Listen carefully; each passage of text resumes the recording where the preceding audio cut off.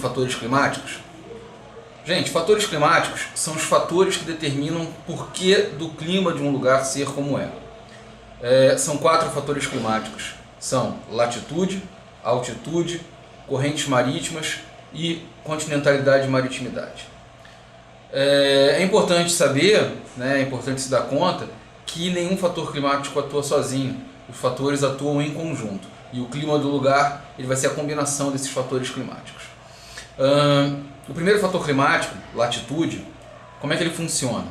Na medida que você se aproxima do Equador, na medida que sua latitude diminui, a tendência é que você encontre temperaturas mais altas.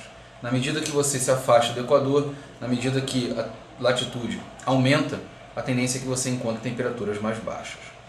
Por que isso acontece?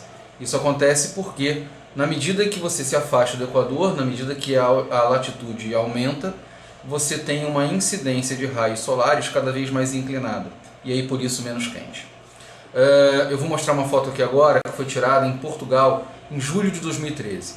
Se você lembra bem sobre estações do ano, você sabe que no hemisfério norte, em julho, é verão. Aqui no Rio de Janeiro, no verão, a gente tem a incidência do raio solar ao meio-dia exatamente sobre a nossa cabeça. É aquilo que a gente chama de sol a pino. Perceba na foto que o ângulo em que o sol bate não é em 90 graus, mesmo ao meio-dia. O relógio está marcando 1 hora porque está no horário de verão. Mas não há sol a pino na Europa, mesmo no verão. Okay? Por isso que lá na zona temperada, onde fica, por exemplo, Portugal, é menos quente, por exemplo, que na zona tropical. Beleza? O outro fator climático que a gente vai falar é a altitude. Gente, o que é a altitude? A altitude é a distância que eu estou do nível do mar. Cidades que ficam ao nível do mar tendem a ser mais quentes do que cidades que ficam em altitudes mais elevadas. Por que isso acontece? Por causa da pressão atmosférica. Ao nível do mar, a pressão é maior, as moléculas ficam mais próximas e por isso há uma maior retenção de calor. Em altitudes mais elevadas, a tendência é que as moléculas fiquem mais dispersas porque a pressão atmosférica é menor. E aí a retenção de calor também é menor. O terceiro fator são as correntes marítimas. Como é que funciona isso? O que são as correntes marítimas? São colunas de água que circulam pelo oceano de forma constante. As correntes elas podem ser quentes ou frias. Como é que elas vão ser quentes ou frias? Depende de onde elas vêm. Se elas vêm da zona tropical, elas são quentes. Se elas vêm da zona temperada e principalmente da zona polar, elas são frias. Eu vou dar 2 exemplos aqui. O primeiro exemplo é da corrente de Rumbo, ou corrente do Peru. Ela vem lá do polo, pelo litoral do Oceano Pacífico, aqui na América do Sul, passando ali no litoral do Chile, do Peru, do Equador. E qual é a consequência da atuação dessa corrente? Por ser fria, ela faz com que na área litorânea a temperatura diminua. E aí quando as nuvens passam ali cheias de umidade vindas do oceano, acontece uma queda de temperatura e a condensação ainda no oceano. Então essas nuvens, quando chegam no continente, elas chegam secas. Então aquela região é uma região mais seca do que o normal por conta da atuação dessa corrente. Inclusive, a gente tem a formação do deserto do Atacama naquela região por conta da ação dessa corrente fria.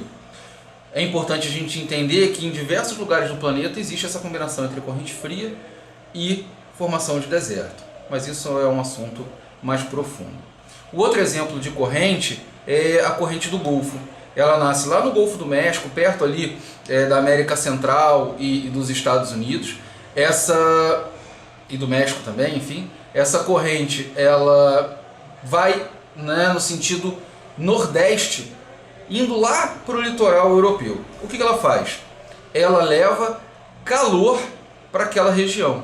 O litoral europeu, por exemplo, o Mar do Norte, ele deveria ser muito mais frio do que ele é de fato por conta da sua localização. Mas a atuação dessa corrente quente faz com que a temperatura ali seja um pouco mais amena, seja um pouco menos fria do que poderia de fato ser. Se a gente comparar latitudes iguais, se a gente comparar, por exemplo, o litoral do Canadá na mesma latitude do litoral europeu, a gente vai perceber que no Canadá a gente tem temperaturas mais frias, mais baixas do que lá no litoral europeu. Ok? E por último, a continentalidade e a maritimidade, ou seja, a proximidade ou não do litoral. Quanto mais próximo do litoral você está, por exemplo, o Rio de Janeiro é uma cidade litorânea, o que acontece? A gente não tem uma variação de temperatura tão grande, principalmente durante o dia. Se a gente vir a máxima do dia e a mínima, a gente vai ver que elas não são tão distantes assim, ou seja, a amplitude térmicas em cidades litorâneas não é tão grande quanto a amplitude térmica de cidades no interior.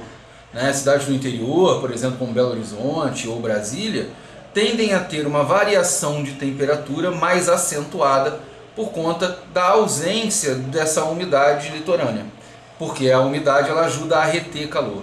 Então a consequência da proximidade ou afastamento do litoral é uma amplitude térmica, uma variação de temperatura diferente. Quanto mais próximo do litoral, menor a variação de temperatura. Quanto mais distante do litoral, maior a variação de temperatura. Lembre sempre que nenhum desses fatores, como eu já disse anteriormente, atuam de forma isolada. Então, vou dar um exemplo aqui simples. A cidade de Quito, capital do Equador, ela fica na linha do Equador e por ter uma latitude zero, ela deveria ser muito quente. Só que a temperatura ali ela não é tão alta, por exemplo, quanto o Macapá, que também fica na linha do Equador, por conta da altitude diferente. A cidade de Quito fica muito mais alta, fica a mais de 2.000 metros de altitude, enquanto o Macapá fica mais próximo do nível do mar. Então, o que acontece é que em Quito a gente registra temperaturas mais baixas, normalmente, do que em Macapá. Beleza? Espero que eu tenha sido útil. Abração, até mais.